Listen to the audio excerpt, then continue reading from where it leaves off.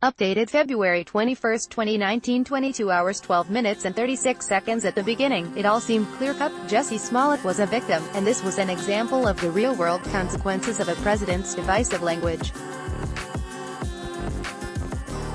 Smollett, a musician and actor in the show Empire, told police he had been attacked by two men on January 29 while returning to his downtown Chicago home after getting a sandwich at a Subway restaurant about 2 a.m.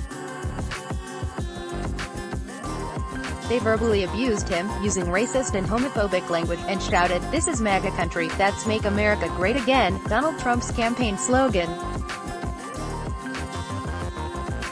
Smollett said they tied a noose around his neck and doused him with a clear liquid, believed to be bleach. The outrage was immediate. On Twitter, Kamala Harris and Cory Booker, two Democratic senators running for president, separately called it a modern-day lynching. Nancy Pelosi called it an affront to our humanity. Kevin Hart, Ellen DeGeneres and Cher were among the celebrities to express shock, the latter drawing a direct line back to Donald Trump. How quickly things changed this week. Ms. Pelosi quietly deleted her tweet. Ms. Harris said, "The facts are still unfolding," and declined to comment further. Mr. Booker said he would wait until all the information actually comes out from on-the-record sources, before weighing in again. That's because Smollett's story started to be undermined, and has now largely fallen over, with the news on Thursday that he has been charged with filing a false report. The Chicago Police Department had initially said they were investigating a possible hate crime. Last week they arrested two men they suspected were involved. However, numerous Chicago media outlets began reporting, via unnamed law enforcement sources, that Smollett staged the attack and even paid the two alleged culprits. By Friday last week, the men were released without charge. Police said their investigation had shifted after discussions with the pair, brothers who were acquaintances of Smollett's, and that they were keen to speak again with the actor. Police initially pushed back on reports the attack, CCTV footage of which has not been located, was staged, calling them inaccurate. Fox, as recently as Thursday morning, said it was standing by its star, denying reports he was being written out of the show.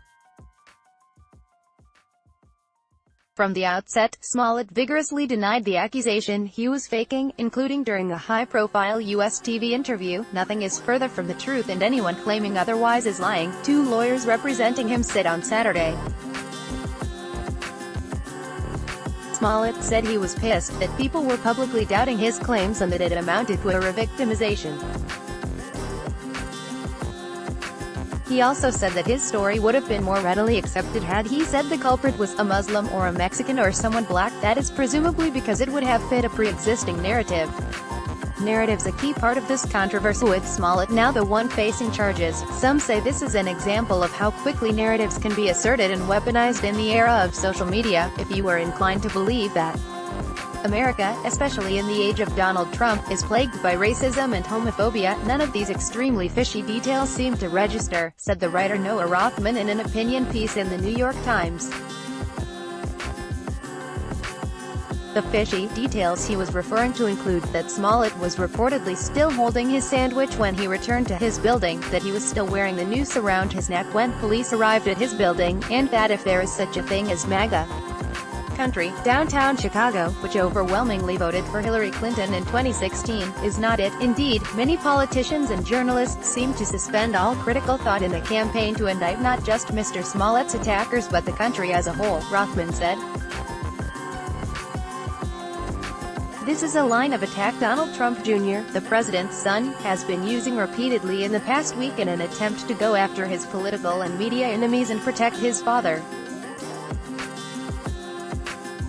Mr. Trump, it should be noted, called the alleged attack horrible when asked about it earlier last month. Hate crimes are on the rise in the United States. More and more people really are facing the violence of prejudice, according to an FBI report released last year. And those who say they have been attacked, and take those claims to the police, are often afforded the benefit of the doubt by the public and the media. To suspect Smollett of lying from the get-go would have been a strange and dangerous precedent to set, as author Roxane Gay pointed out last week. But instant commentary is almost a necessity in 2019 if you are a celebrity or a politician, or anyone with a Twitter account. The confusion over the story is a byproduct of a culture that is quick to judge and to call out, and one that so often rewards people for taking a side, instantly and via strong language, on an issue of public concern. Candidates seeking office, like celebrities seeking status, like all us who are extremely online, have become incentivized to weigh in. As the Smollett case has shown, when a useful narrative emerges, certainty becomes secondary. Topics: law, crime and justice, popular culture. First posted February 21, 2019, 17 hours 23 minutes and 23 seconds.